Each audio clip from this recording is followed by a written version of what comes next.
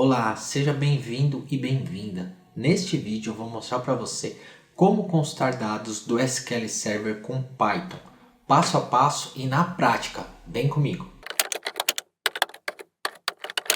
Aqui com o nosso Jupyter Notebook aberto, vamos executar passo a passo os comandos e vou explicando para você tudo em detalhes. Primeira coisa que a gente tem que fazer, caso você nunca tenha utilizado a conexão do Python com o SQL, você vai precisar instalar esse pacote aqui que eu vou deixar aqui no comando, pip install pymsSQL. Essa é uma biblioteca do Python própria para conexão com o SQL Server. Agora, a primeira coisa que a gente tem que fazer são importar os pacotes. Vamos executar aqui, fazer a importação dos pacotes. Pronto, já foram executados. Pode ver que a gente importou aqui pymsSQL como SQL, ou seja, SQL. A gente criou um apelido ali, um alias para a chamada desse pacote. A gente vai usar também o pandas. A gente precisa também importar o pacote socket, que é para fazer o que? A conexão, que é via TCP/IP junto com o SQL. A gente importou também o pacote time e o pacote datetime, por quê? Além de mostrar para vocês como extrair os dados do SQL, eu vou dar duas dicas super bacanas para vocês que tá mais lá para o final do vídeo, tá bom? E a gente vai utilizar esses pacotes. Agora a próxima etapa é a gente criar a conexão com o SQL, a string de conexão e fazer as chamadas desses dados e armazenar já no data frame. Então o que a gente vai fazer? O primeiro passo é a gente criar aqui uma conexão. A gente vai estar jogando e armazenando numa variável. A gente vai usar lá o sql.connect. Lembrando, esse SQL é esse alias aqui, esse apelido que a gente deu para essa biblioteca. Então a gente vai usar o sql.connect, que é a propriedade para conectar, o método que a gente vai conectar no banco. Aqui, localhost, porque eu vou executar e o SQL está na minha máquina. Se você precisar executar isso em algum servidor, em alguma rede, basta colocar o IP do servidor. Em seguida, a gente passa o usuário, a senha, esse 123456 é a senha do usuário Python, e aqui sistema é o nome do banco de dados. Eu vou mostrar para vocês aqui no meu SQL, então eu tenho um banco de dados chamado sistema e eu tenho uma tabela de clientes. Eu vou fazer um select simples. Se eu executar esse select, pode observar que a gente tem aqui 100 mil registros nessa tabela, 100 mil linhas. Então vamos voltar lá para o Python e continuar. Como a gente já fez aqui a nossa string de conexão, a próxima etapa é fazer a chamada dessa consulta, ou seja, a gente está chamando ali a tabela, select asterisk from clients, passamos a conexão, que nós já armazenamos aqui, essa é a variável de conexão, com a nossa conexão armazenada, e a gente vai usar pandas. Tá? PD é o apelido que nós demos aqui em cima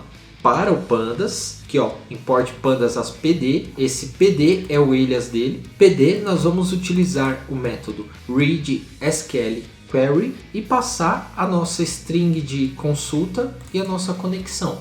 Em seguida a gente já fecha a conexão. Então a partir do momento que a gente executar esse comando, o Python vai criar a conexão, a string de conexão, e vai armazenar nessa variável. Vai fazer a chamada do banco de dados, já armazenando os dados em um data frame, está armazenando aqui nessa variável dados SQL, em seguida vai fechar a conexão. Só que eu vou executar e vai apresentar um erro, que eu quero te mostrar como corrigir esse erro. Ele está executando, ele vai jogar uma mensagem de erro na tela, tá vendo? Ele está dando essa mensagem, falando aqui que ele não conseguiu, tá, fazer a conexão. E o que é essa mensagem? Por padrão, o SQL Server ele tem um serviço que você precisa habilitar do protocolo TCP/IP. No SQL ele vem desabilitado, então a gente precisa entrar lá no nosso SQL Configuration Manager e habilitar esse protocolo que ele fica aqui. Ó. Você vai expandir essa aba aqui que está configuração de rede do SQL Server e vai selecionar aqui, ó, protocolo para MS SQL Server. E esse pacote aqui, esse protocolo, a gente vai habilitar. Por padrão ele está desabilitado. A gente dá dois cliques, vai abrir essa janelinha, que a gente vai vir aqui no habilitado e vai colocar como sim. Vamos aplicar. Ele está falando aqui o seguinte, para essas novas configurações entrarem em funcionamento, a gente precisa reiniciar o serviço do SQL. Como que a gente reinicia o serviço? Então a gente entra aqui nos nossos serviços do Windows, vem aqui SQL Server e vem aqui reiniciar o serviço. Ou pode dar um stop e start também. Já reiniciado o serviço, a gente pode fechar. Vamos voltar lá para o Python. Agora vamos executar novamente. Pronto, executou. E aqui a gente olha os nossos dados, ou seja, 100 mil linhas e 5 colunas. Você viu que ele não demorou nem 3 segundos para importar todos os registros lá, os 100 mil registros da tabela? Vamos ver aqui as primeiras linhas do arquivo. Tá? Nós temos esses exemplos aqui, é só uma base de teste mesmo. E agora a gente vai fazer o seguinte. Lembra no início do vídeo que eu comentei com você que eu ia mostrar duas coisas super legais? É uma dica bem legal que eu quero passar para vocês. O que a gente vai fazer aqui? A gente pode observar que nós temos aqui a data de nascimento. Então a gente vai nesse data frame inserir uma coluna de idade. Nós vamos calcular essa idade de duas maneiras. Uma com o loop for e a outra maneira é utilizando o método apply. E aí a gente vai medir os tempos, por isso que a gente importou aquelas bibliotecas time, date time, porque a gente vai medir o tempo de execução e você vai ver a diferença de tempo de um método para o outro. E antes da gente prosseguir, eu queria te falar que o meu canal é novo aqui no YouTube. Eu estou começando agora aqui no YouTube e o meu objetivo é toda segunda, quarta e sexta postar vídeos novos que possam agregar conhecimento e valor para você.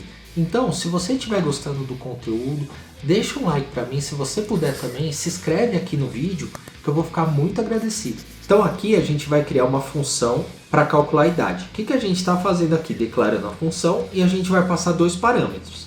A data 1 e a data 2. Aqui a gente vai pegar a primeira data entre as duas e aqui a maior data entre as duas.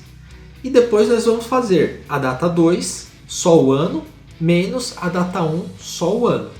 Que aí esse retorno vai ser o número da nossa idade. Em seguida, a gente vai executar aqui e processar utilizando primeiramente o loop for e toda vez que tiver uma interação nesse loop, o que nós vamos fazer? Nós vamos calcular a idade aqui, vamos armazenar nessa variável idade, vamos chamar a nossa função calcular idade 1 e aí nós vamos passar a converter no pd.toDateTime, nós vamos passar a data atual menos a data de nascimento e vamos medir o tempo, ou seja, o tempo de início e o tempo do fim do loop. E aí vamos executar e vamos acompanhar qual vai ser esse tempo de processamento. Olha só, após a execução do loop for ser finalizado, a gente tem aqui um tempo de processamento para 100 mil registros de 32 segundos. Então se a gente agora olhar as primeiras linhas do nosso data frame, a gente vai ver que a gente inseriu uma coluna chamada idade com loop for e aqui nós temos as idades. Ok? Fizemos isso para 100 mil registros. Agora nós vamos fazer a mesma coisa, só que com a função apply, para a gente ver a diferença de tempo. Aqui a gente está falando em 100 mil registros, então foram 32 segundos. Agora imagina com 10 milhões de registros, com 30 milhões de registros. É uma diferença de tempo que vai ser apresentada considerável. Me acompanha, olha só. Aqui a gente vai criar uma segunda função que já vai ser mais simples, tá? Então o que a gente vai fazer? A gente vai pegar o dia de hoje, tá? E só o ano, ou seja, nós vamos pegar o ano da data atual e vamos subtrair pela linha que vai estar fazendo a interação ali no método apply, que é a data de nascimento, só o ano dessa data de nascimento. E a gente vai obter a idade. Então o que a gente vai fazer? A gente vai criar uma variável aqui para marcar o início do tempo de processamento.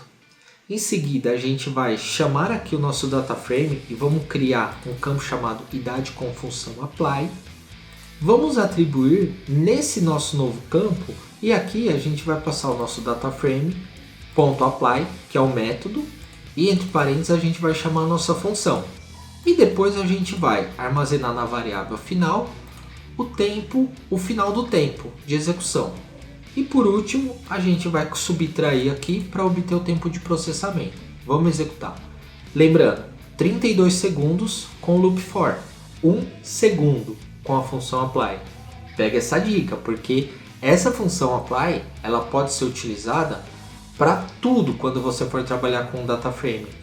E Em vez de você usar o loop for, você pode usar essa função apply e o seu tempo de performance melhora surpreendentemente. Se a gente olhar aqui as primeiras linhas do arquivo, pode observar que, e com a função apply, a gente pode observar que a coluna nova que foi criada, ele já inseriu a idade como inteiro, ou seja, no loop for a gente vai ter aqui um float. Aqui ele já está a idade correta, ou seja, 52 como inteiro. A gente nem vai precisar depois fazer um tratamento para converter, no caso, para inteiro, que se fosse com loop for a gente iria converter. Com o apply não, já está tudo certinho. Se você ficou com alguma dúvida ou tiver alguma sugestão, algo que você queira comentar, escreva para mim aqui embaixo nos comentários que eu vou estar te respondendo o mais rápido possível. Muito obrigado e até o próximo vídeo.